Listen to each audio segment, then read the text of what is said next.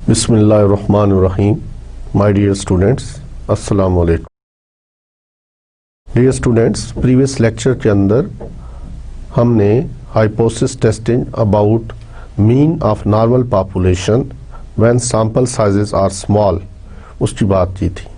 ठीक है, आज के लेक्चर के अंदर we will give you a brief introduction about how we want to test the hypothesis about what is the difference between two population means, or we are going to test the hypothesis about the means of normal population when the standard deviations are unknown but assumed to be equal and sample sizes are small.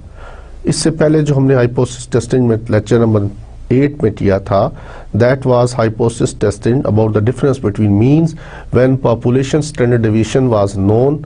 If they were unknown, they were being estimated by the sample statistics. ठीक है, लेकिन sample sizes were large, तो इसलिए हम Z test use करते रहे वहाँ पर। आज के लेक्चर के अंदर हमने sample sizes are small and population standard deviations are unknown।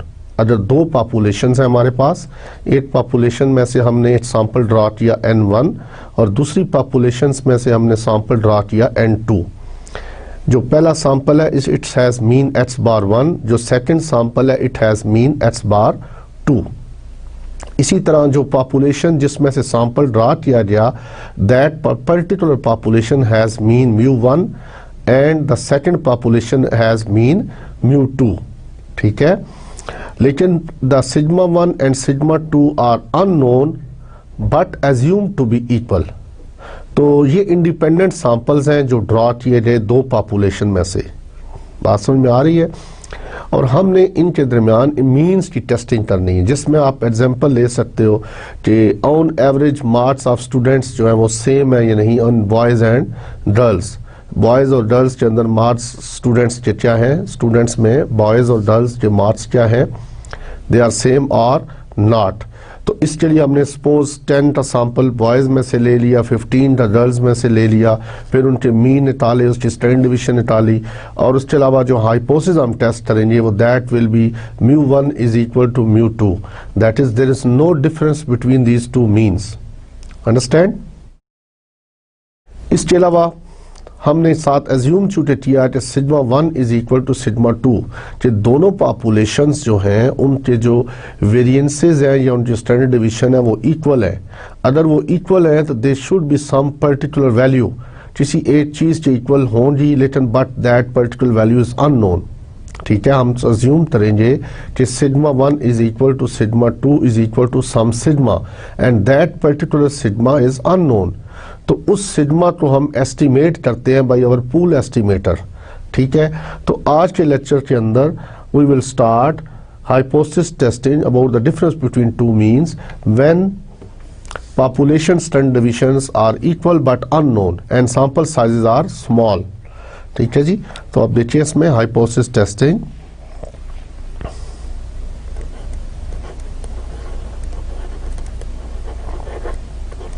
Testing of hypothesis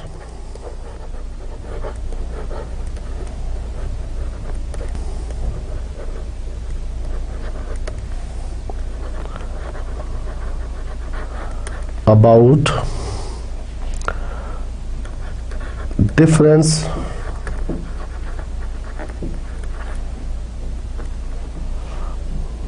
of means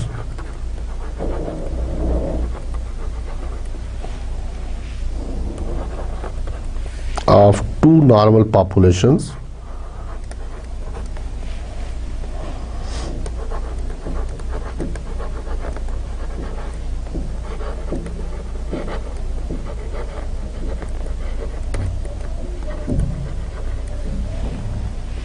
when sigma 1 is equal to sigma 2। ठीक है, but unknown।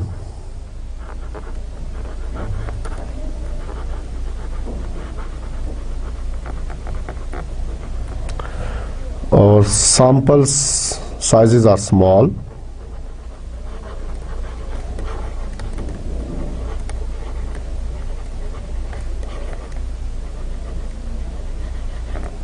ठीक है, यानी n1 व n2 और लेस देन 30। तो ये है जी हमारा आज का टेस्ट जो हमने करना है। अब इसमें हो रहा क्या कि हमारे पास एक पॉपुलेशन 1 है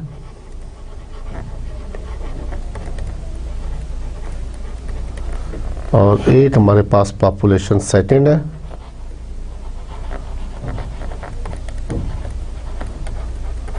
ठीक है, इसमें से हम इसका मीन μ1 है और सेकंड पॉपुलेशन का मीन μ2 है। इसका स्टैंडर्ड डेविएशन सिग्मा 1 है और इसकी स्टैंडर्ड डेविएशन सिग्मा 2 है। Both are unknown. इसी तरह सिग्मा 1 भी अननोन है, वी डोंट नो दिस। इसके अलावा हमने इस पॉपुलेशन में से एक सैंपल ड्रा किया n1 का और उसका मीन निकला x⁴1। इसी तरह सेकंड पॉपुलेशन में से हमने n2 सैंपल ड्रा किया और उसका मीन जो था वो n2 था। ये समझ आ रही बात? अब हमने अज्यूम क्या किया, वी अज्यूम दैट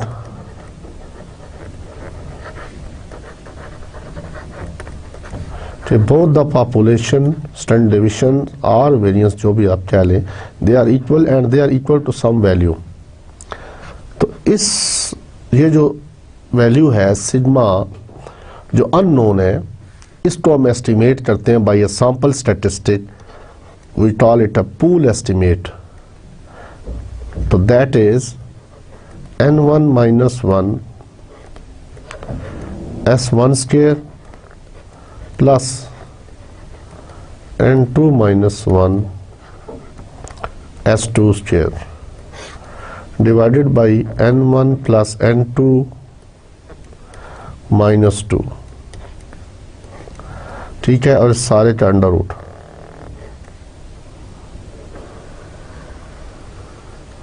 ठीक है जी, तो ये एसपी हम कहते हैं पूल्ड एस्टिमेट।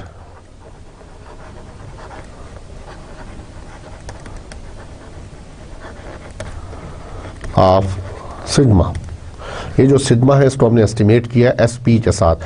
अजीज तलबा, इससे पहले जो हमने सिंगल सैंपल का टेस्ट किया था, यू नो दैट कि हमारा हाइपोथेसिस क्या था, ये मैं थोड़ा मेमोरी में रिकॉल करना चाह रहा हूँ। μ0 था और हमने टेस्ट स्टैटिस्टिक यूज किया था x⁻ - μ over small s over √n। ठीक है, अब हमने यहाँ पर चूंकि 2 पॉपुलेशंस आ चुकी हैं तो इसमें टेस्ट स्टैटिस्टिक क्या यूज होगा, x⁻1 - x⁻2 -μ1 - μ2 और यहाँ पर आ जाएगा SP। तो SP जो है वो कॉमन होकर बाहर आएगा और 1/n1 प्लस 1/n2। तो ये बनेगा, it will follow the students T distribution with n1 plus n2 - 2 degrees of freedom. ठीक है, n1 पहले लास्ट जो हमने टेस्ट किया था इसमें जब एक ही सैंपल था तो n - 1 डिग्रीज ऑफ फ्रीडम थी। ठीक है, अब हमारे पास 2 सैंपल हैं तो हमारे पास n - 1 एक पहले सैंपल की आ रही थी, n1 डाल दिया और दूसरी n2 - 1 डाल दिया दूसरे सैंपल की। तो टोटल मिलाकर ये बना n1 plus n2 - 2 degrees of freedom. ठीक है, तो जो हम इसके लिए यूज करते हैं, तो this statistic will follow students T distribution with n1 plus n2 - 2 degrees of freedom. अजीज तलबा, ये चीज़ ध्यान में रखिएगा कि जब भी ये टेस्ट करेंगे तो the samples should be independent, the samples should be independent. अब आप देखें कि if you want to compare 2 classes scores, ठीक है, आप देखना चाहते हो कि जी 2 टीचर्स हैं, एक क्लास ए को पढ़ा रहा है, एक क्लास बी को पढ़ा रहा है, सेक्शन ए और सेक्शन बी को। आपने उनकी एफिशिएंसी देखना चाहते हो, कौन सा टीचर अच्छा पढ़ाता है, तो हम क्या करेंगे, अगर मे बी पहली क्लास में अगर वो 30 या 30 लेस देन 30 स्टूडेंट्स हैं और सेकंड क्लास के अंदर मे बी 25 स्टूडेंट्स हैं, तो हमने क्या किया, हमने सेमेस्टर के शुरू में जब उनको पढ़ाना, दोनों टीचर्स ने पढ़ाना शुरू किया, ठीक है। उसके बाद हमने आफ्टर सेमेस्टर उनको टेस्ट, कॉमन टेस्ट दिया दोनों क्लासेस को, और उन कॉमन टेस्ट में उनके स्कोर्स को नोट कर लिए। अब हमारे पास दो तरह का, दो सैंपल्स का डाटा आ चुका है, सैंपल ए का और सैंपल बी का, एन ए और एन बी इसको आप कह लें, या सैंपल 1 और सैंपल 2।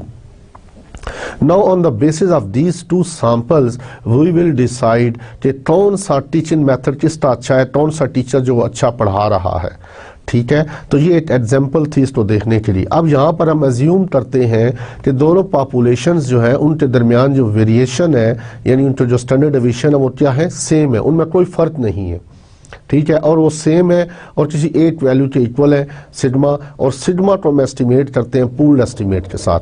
अच्छा, यहाँ पर ये चीज़ बताना ज़रूरी समझता हूँ मैं कि these samples are independently drawn, ठीक है। ये दोनों सैंपल्स क्या है, इंडिपेंडेंट है, बिकॉज नेक्स्ट टेस्ट जो हम करेंगे वहाँ पर डिपेंडेंट सैंपल का कंसेप्ट आएगा। तो यहाँ पर इंडिपेंडेंट सैंपल का कंसेप्ट आपको पहले अच्छी तरह क्लियर होना चाहिए, फिर ही आप डिपेंडेंट केसेस कर सकोगे। तो बोथ सैंपल्स आर इंडिपेंडेंट, कि हमने इंडिपेंडेंटली एक क्लास में से स्टूडेंट सेलेक्ट किए, इसी तरह दूसरी क्लास में से स्टूडेंट सेलेक्ट किए, उनको हमने टेस्ट दिया और देने के बाद उसके रिजल्ट्स आए, उनकी बेस पर हम फैसला कर रहे हैं कि कौन सा टीचर जो अच्छा पढ़ाता है। इसी तरह इस एग्जाम्पल को आप इसमें एक्सटेंड कर सकते हो किसी और फील्ड में भी, जहाँ भी आप चाहो। तो आपके जो पर्टिकुलर फील्ड्स हैं उसमें आप डाटा इस तरह का आपके पास हो तो वहाँ पर आप इसको अप्लाई कर सकते हो। ये बड़ा इंपॉर्टेंट टेस्ट है, खास करके ये बायोस्टैटिस्टिक्स में बड़ी एप्लीकेशन है इसकी, ठीक है। बायो साइंसेज में बहुत लोग इसको बड़ा यूज़ करते हैं इस टेस्ट को। तो अब हम प्रोसीजर की तरफ आते हैं for testing the hypothesis of difference between means of not to normal populations when their variances are equal but unknown and sample sizes are small। तो प्रोसीजर में क्या है जी,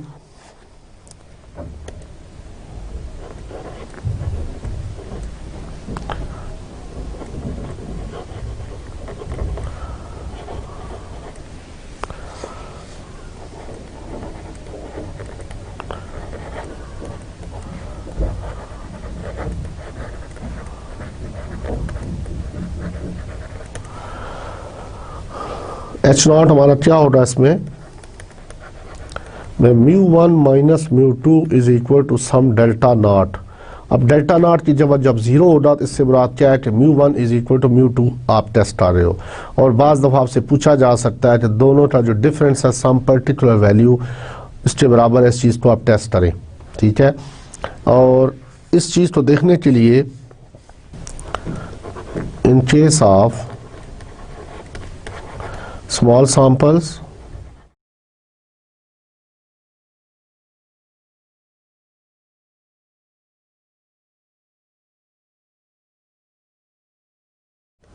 and when sigma 1 is equal to sigma 2 is equal to some sigma is as follows,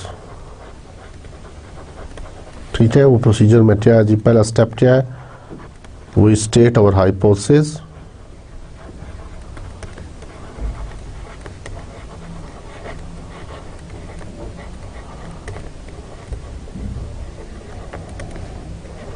as μ1 minus μ2 is equal to some delta naught, और h1 may be μ1 minus μ2 is not equal to delta naught. तो ये to tail test हो जाएगा।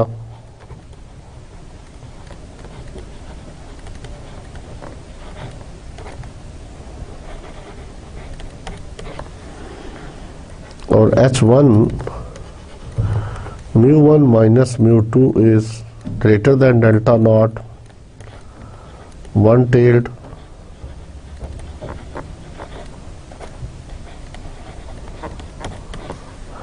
और h1 ये भी हो सकता है कि μ1 minus μ2 is less than delta naught. तो ये भी वन टेल होगा, ये लेफ्ट टेल होगी, और ऊपर वाला क्या होगा, राइट टेल टेस्ट होगा। तो स्टेप नंबर इसमें और डाल दें, और इन तीनों में से कुछ एक चीज़ होगी ना, ये सारी पॉसिबिलिटीज़ हैं वेरियस जो हो सकती हैं मैंने यहाँ पे लिख दी हैं, स्टेप नंबर 2 में क्या है जी, alpha choose are given alpha, what is alpha, level of significance.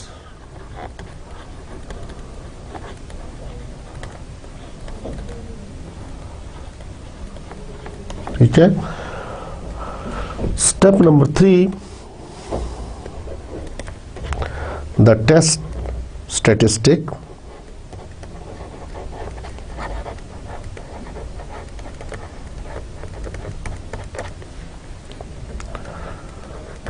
To be used is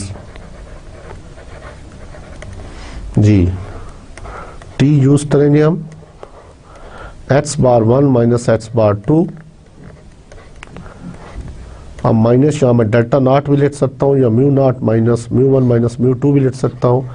s और छोटा सा ये p साथ पूल्ड एस्टिमेट और 1 over n1 plus 1 over n2, it follows T distribution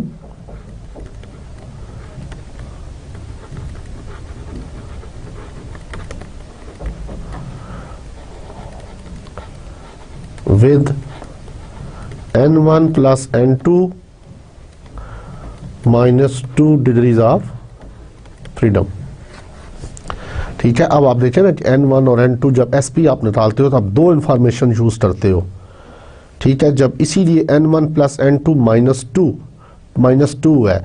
जो प्रीवियस टेस्ट हमने किया था लास्ट लेक्चर में वो 8 सिंगल सैंपल था और सिर्फ हमें 8 पॉपुलेशन स्टैंडर्ड डिवीजन अननोन थी, उसको हमने सैंपल डाटा को यूज करते हुए एस्टिमेट किया था, इसीलिए n-1 था। अब यहाँ पर हम आपको दो पॉपुलेशन स्टैंडर्ड डिवीजन, दोनों पॉपुलेशन की स्टैंडर्ड डिवीजन अननोन है, इसीलिए -2 है। अगर 3 होते तो -3 होता। जितनी इंफॉर्मेशन आप सैंपल से लेते जाएंगे उतनी डिग्रीज ऑफ फ्रीडम कम होती जाएंगी। ठीक है। अब यहां पर where SP is equal to, तो SP स्क्वायर लिख दूं मैं, इसको बाद में अंडर रूट लेते रहिएगा, that is n1 minus 1 S1 square. ये ज़हन में रखिए कि ये स्मॉल s1 में जो यूज कर रहा हूं ये अनबाइज्ड वेरिएंस है, ये अनबाइज्ड सैंपल वेरिएंस है। n2 minus 1 S2 square divided by n1 plus n2 minus 2। यहाँ से भी डिग्रीज ऑफ फ्रीडम याद हो जाती है। लास्ट टाइम जो आपने सिंगल सैंपल के लिए टेस्ट किया था उसका डिवाइजर n-1 था, वही डिग्रीज ऑफ फ्रीडम होती है। ये सिर्फ याद करने के लिए बता रहा हूँ क्या मिक्स ना हो जाए। और इसका डिवाइजर क्या है, n1 प्लस n2 माइनस 2, और यही इसकी डिग्रीज ऑफ फ्रीडम भी है। अच्छा, इस चीज़ को हम यूँ भी लिख सकते हैं, इसको हम यूँ भी लिख सकते हैं, that is h1 minus h bar 1 whole square plus summation h2 minus h bar 2 whole square divided by n1 plus n2 minus 2। क्यों लिखा इस तरह? बिकॉज S1 का फार्मूला क्या होगा, S का फार्मूला आपको आता है, तो S1 का आप बनाना आसान है। जहाँ पर H था वहाँ H1 कर दिया माइनस H बार 2, बिकॉज ये सैंपल 1 था, यहाँ पे स्क्वायर आ गया और इसके डिवाइजर में n1 माइनस 1 आ गया। अब आप इसको उधर ले जाएं तो ये चीज़ हमें पता है कि n1 माइनस 1 अगर इस साइड पे चला जाएगा, h बार 1 माइनस h बार, सॉरी ये h बार 1 है, h1 माइनस h बार 1, ठीक है, h1 minus h bar 1 whole square, तो ये s1 के बराबर है। इसी तरह s2 स्क्वायर का फार्मूला लिखना चाहें तो जहाँ पे 1 है वहाँ 2 डाल दें, तो h2 minus h bar 2 whole square divided by n2 minus 1। इसी तरह इसको हम उस तरफ ले जाएं तो h2 माइनस h बार 2 जो है इसके बराबर आ जाता है। तो इस तलबा ये आपने फार्मूला बनाना सीख लिया। और ये क्यों पूल्ड एस्टिमेट करते हैं, इसलिए टू अज्यूम दैट जब दोनों पॉपुलेशन के जो वेरिएंसेस हैं वो इक्वल है, अगर वो इक्वल है तो किसी खास वैल्यू के इक्वल है जो हम नहीं जानते, उस वैल्यू को हम एस्टिमेट करते हैं, उसी को हम बोलते हैं पूल्ड एस्टिमेट। और ये एस के पी के नाम से इसको हम जाहिर करते हैं, शो करते हैं। ठीक है, तो स्टेप नंबर 3 के बाद स्टेप नंबर 4 कंप्यूटेशन है।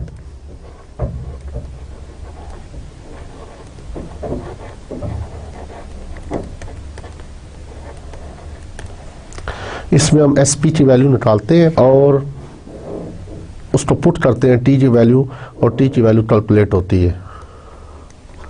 Next step is critical reason.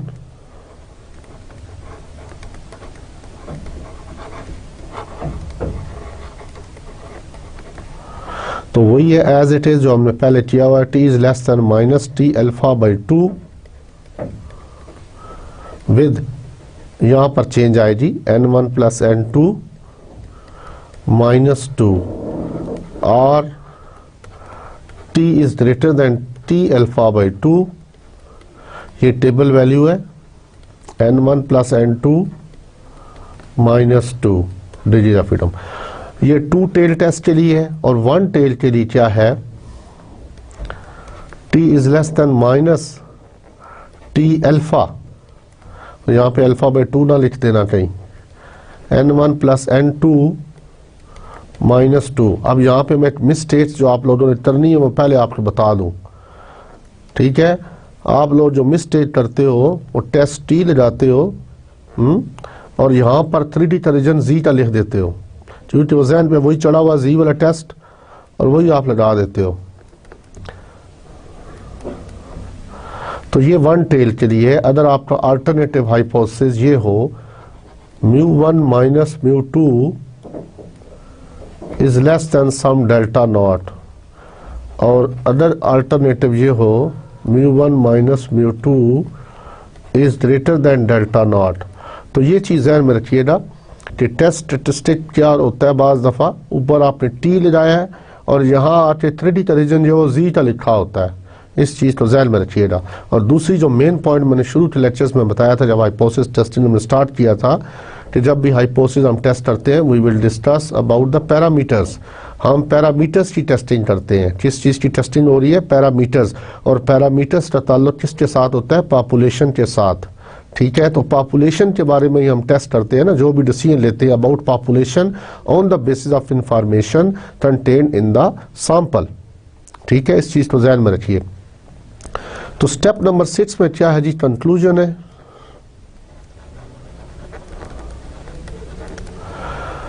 तो कंक्लूजन देखें उसमें क्या चीज आ रही है,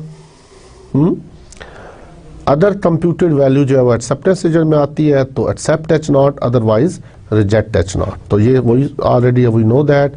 अब हम एक क्वेश्चन सॉल्व करते हैं एक्सरसाइज में से और देखते हैं उसमें।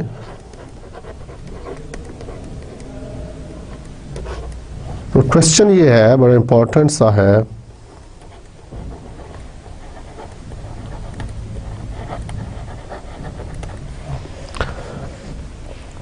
The weights in grams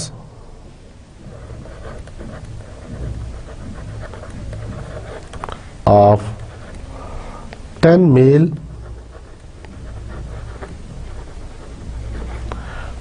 and 10 female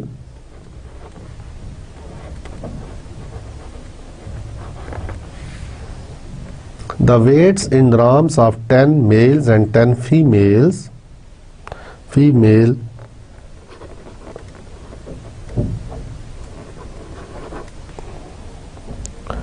ring net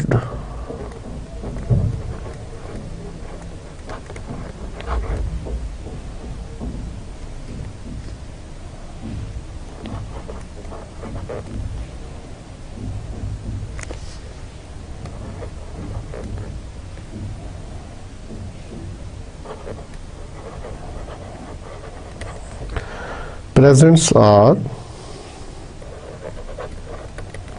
ठीक है, तो ये मेल है।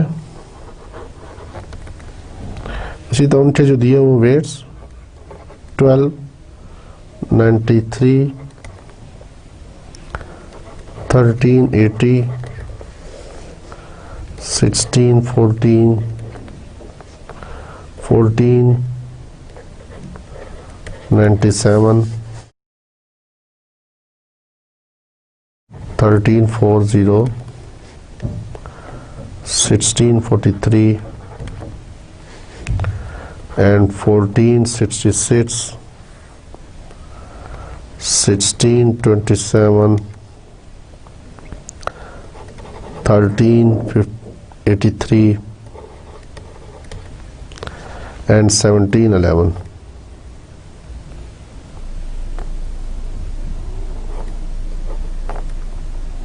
ठीक है, और फीमेल जो है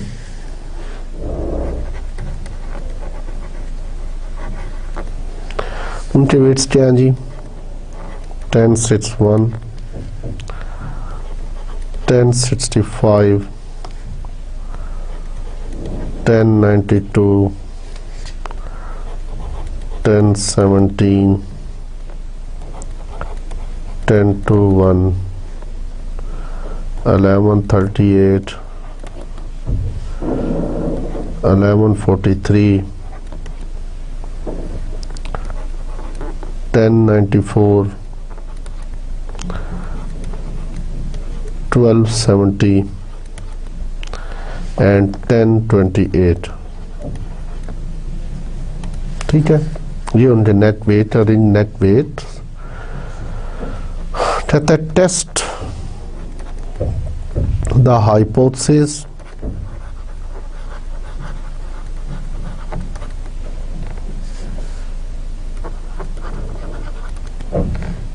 of a difference of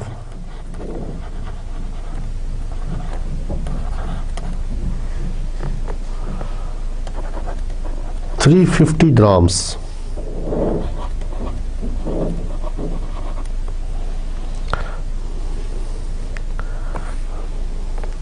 between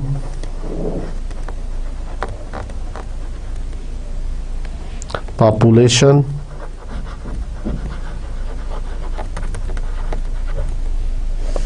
means in favor of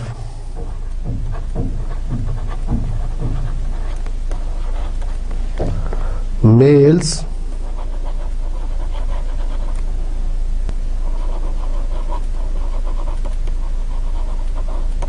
against the alternative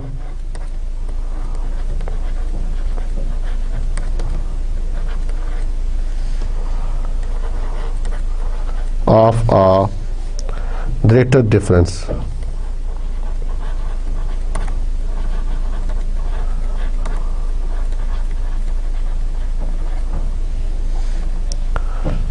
Using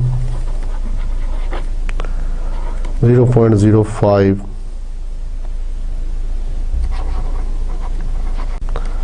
level of significance.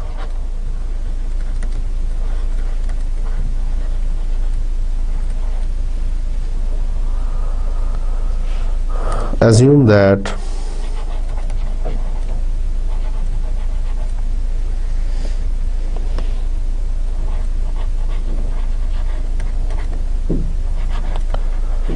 two populations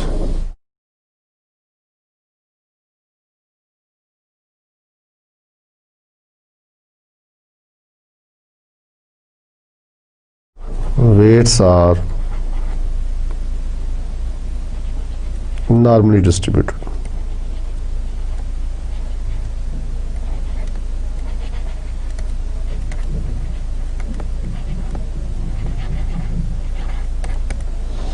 ठीक है जी, तो सबसे पहले सॉल्यूशन में हम हाइपोथेसिस स्टेट करेंगे। हमें उन्होंने बता दिया हमने कि μ1 माइनस μ2 जो है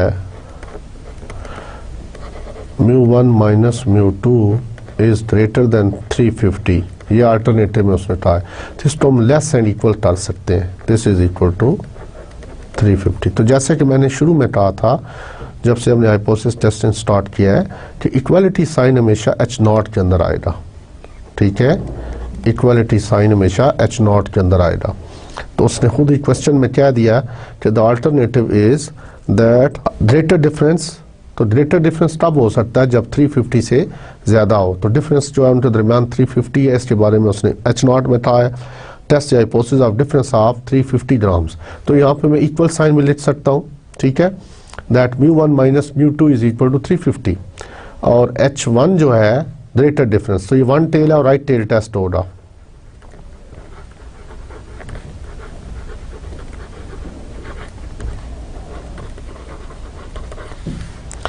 जी स्टेप नंबर 2 में गिवन अल्फा, गिवन अल्फा कितना है जी 0.05। Step number 3 the test statistic कौन सी हम यूज़ करेंगे जी, इसलिए हम यूज़ कर रहे हैं कि सैम्पल साइजेस आर स्मॉल, ठीक है, और पॉपुलेशन जो नॉर्मली डिस्ट्रीब्यूटेड है और पॉपुलेशन के वेरिएंसेस अननोन है, तो इसलिए हम टी यूज़ कर रहे हैं, ठीक है।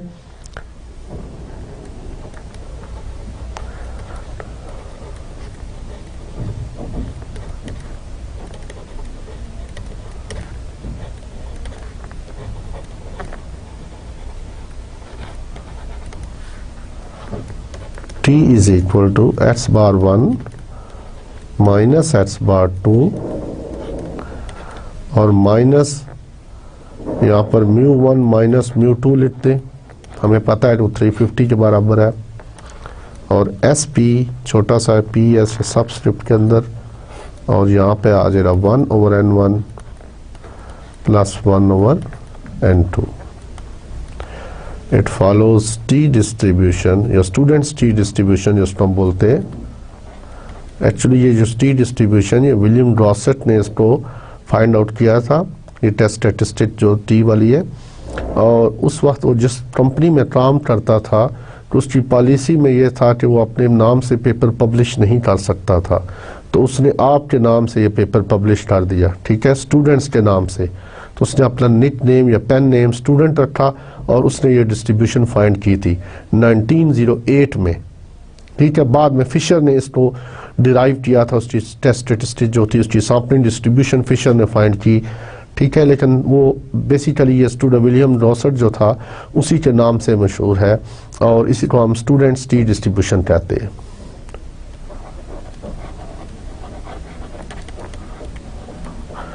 which follows T distribution with n1 plus n2 minus 2 degrees of freedom। तो वेयर इसमें SP लिखने की अब जरूरत नहीं है, वी नो दैट SP किसके इक्वल है, this is equal to n1 minus 1 S1 square plus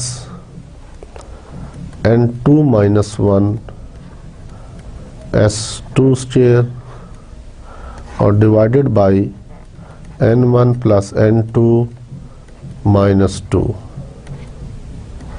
ठीक है जी। तो अब आप स्टेप नंबर 4 में देखें क्या होगा। स्टेप नंबर 4 में कंप्यूटेशन है,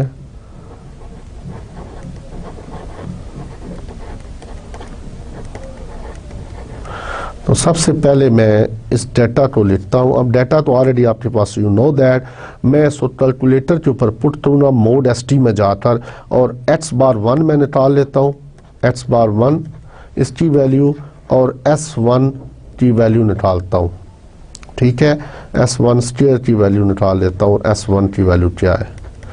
इसी तरह जो सेकंड डाटा हम पुट करेंगे उसमें से x बार 2 की वैल्यू निकलेगी, S2 की निकलेगी और S2 स्क्वायर, ठीक है। ये वैल्यूज मैं पुट कर रहा हूँ कैलकुलेटर के ऊपर।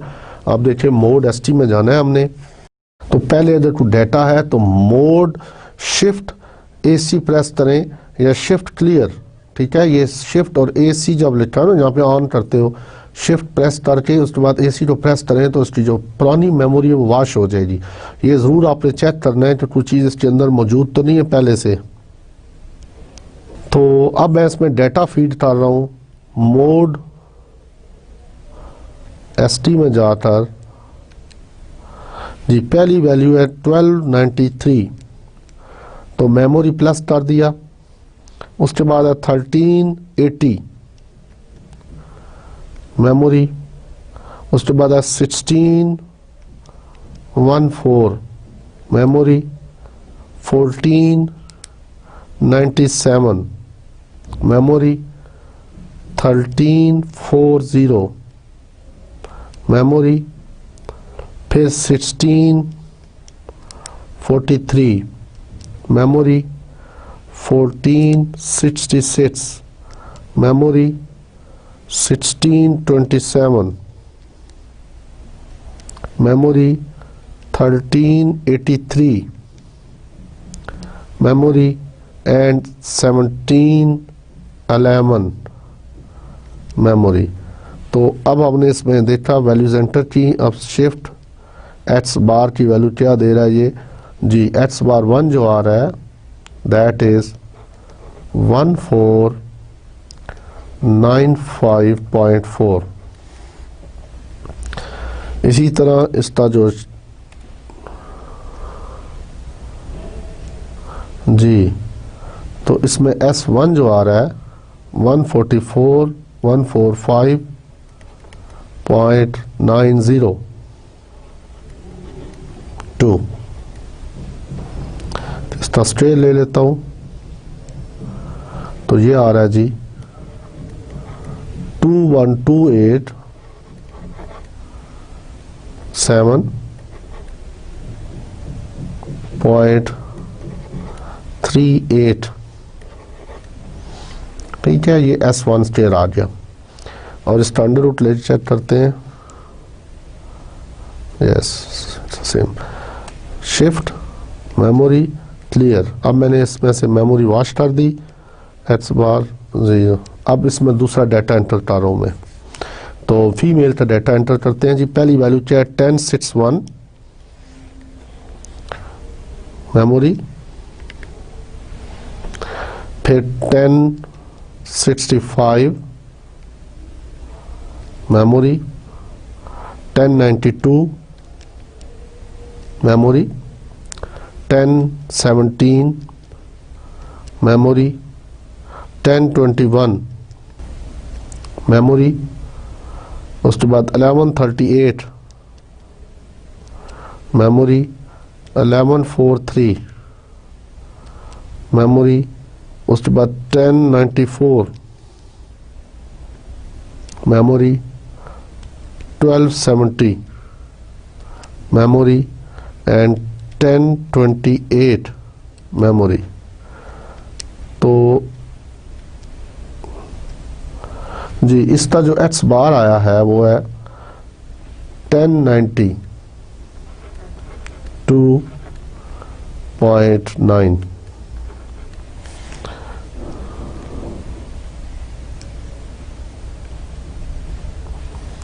और S2 जो है 76.63।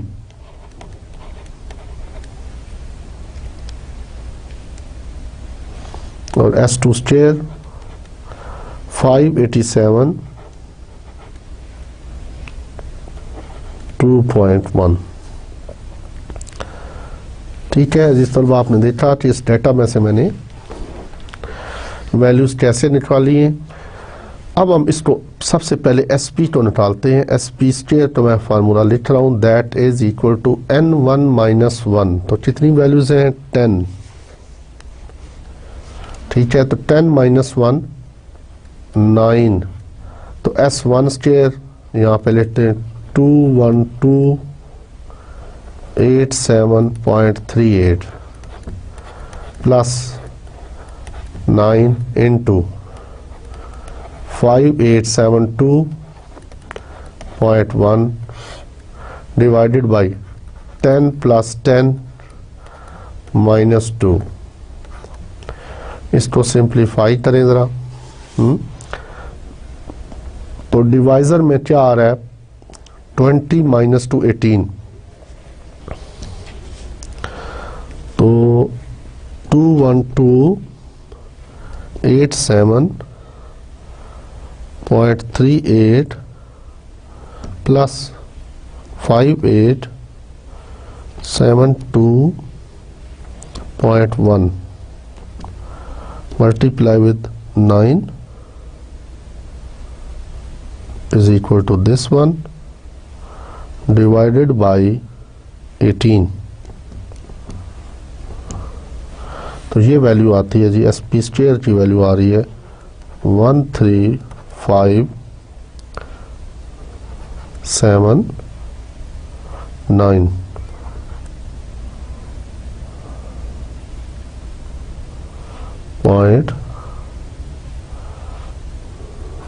.74।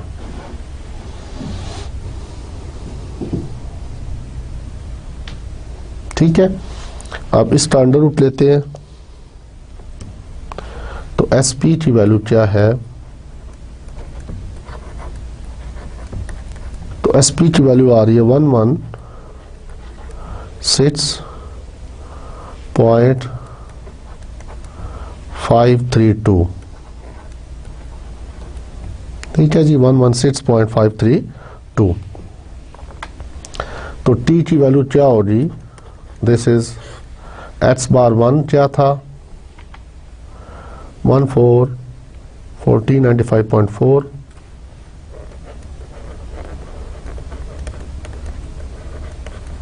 माइनस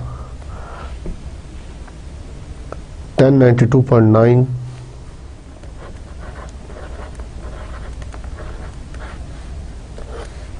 और माइनस 350 और SP की वैल्यू 116.532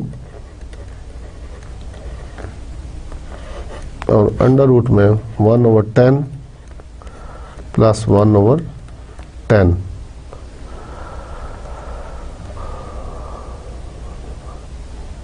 ठीक है, इसको ज़रा सिंप्लीफाई करते हैं अब।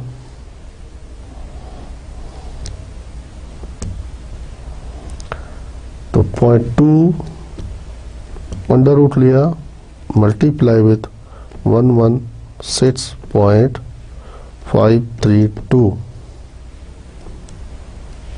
तो इसके डिवाइजर में जो चीज़ आ रही है दैट इज 52.115। ठीक है, और न्यूमरेटर में क्या वैल्यू है जी 1495.4 माइनस 1092.9 माइनस 350। तो ये आ रही जी 52.5। तो divided by 52.115 is equal to 1.007 with positive sign। तो ये T की वैल्यू आ रही है 1.007। तो अब आपने स्टेप नंबर 5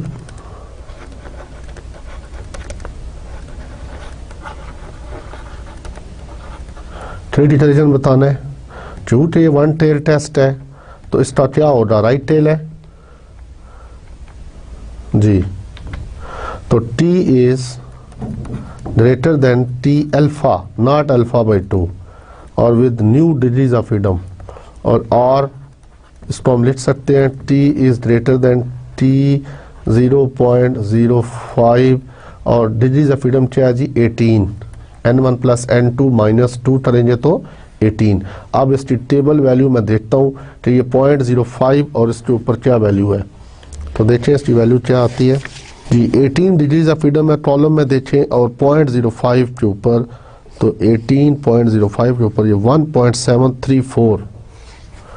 तो 1.734।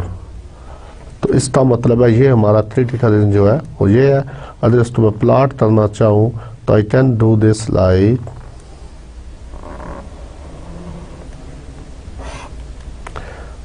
चूंकि राइट टेल है तो सारे का सारा अल्फा टेल पर चला गया, यानी रीजन ऑफ रिजेक्शन। और ये दिस इज 1 माइनस अल्फा, ये वाला पोर्शन 1 माइनस अल्फा है, ये अल्फा है।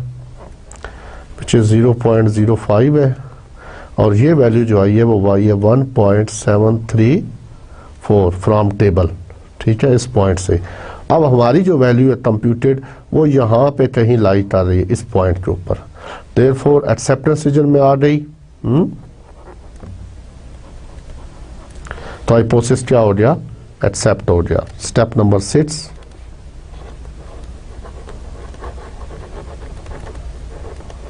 Conclusion. Since the computed value of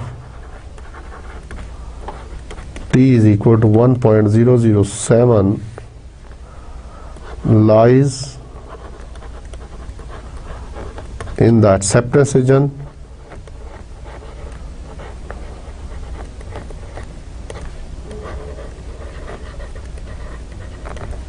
therefore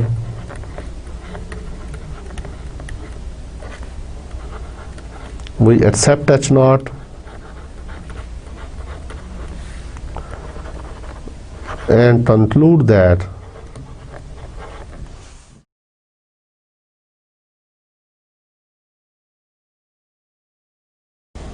the difference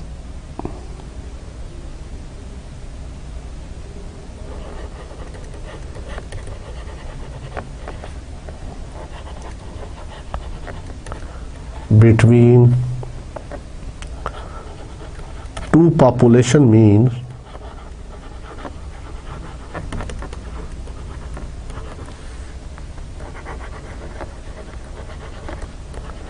is 350 grams, ठीक है। तो मोर देन 350 ग्राम्स जो है वो कैंसल हो गया। तो जिस तलबा, अब आपने देखा कि हमने इंडिपेंडेंट सैंपल्स को कैसे डील किया। अब जो नेक्स्ट लेक्चर आएगा इंशाल्लाह उसमें हम डिपेंडेंट सैंपल की बात करेंगे, ठीक है। तो आज के लेक्चर में आपने हाइपोथेसिस टेस्टिंग में difference between to population means की बात की हमने, और उसमें साथ हमने अज्यूम क्या किया कि दोनों पॉपुलेशंस जो थी उनके वेरिएंसेस क्या थे, इक्वल थे। दोनों पॉपुलेशन के वेरिएंस क्या थे, इक्वल थे, और इक्वल थे some particular value which we don't know, और उस वैल्यू को हमने एस्टिमेट किया पूल्ड एस्टिमेट से एसपी का फार्मूला लगा के, ठीक है। और इसके अलावा टेस्ट स्टैटिस्टिक्स टी क्यों लगी, इसलिए लगी कि हमारे सैंपल साइजेस क्या थे, लेस देन 30 थे। सैंपल साइजेस वार लेस देन 30, तो इसलिए हम टी तब लगाते हैं जब सैंपल साइजेस स्मॉल हो, लेस देन 30 हो, plus population standard division unknown हो। तो जो नेक्स्ट लेक्चर होगा उसमें हम डिपेंडेंट सैंपल या उसको हम पेयर्ड ऑब्जर्वेशन भी बोलते हैं, ठीक है, उसके बारे में बात करेंगे। तो इसके साथ इस लेक्चर को मैं यहाँ पे आप क्लोज करता हूँ। उम्मीद है आपने काफ़ी कुछ चीज़ें सीखी होंगी। तो इसके साथ आपसे इजाज़त चाहूँगा। अल्लाह हाफिज़ एंड गुड लक।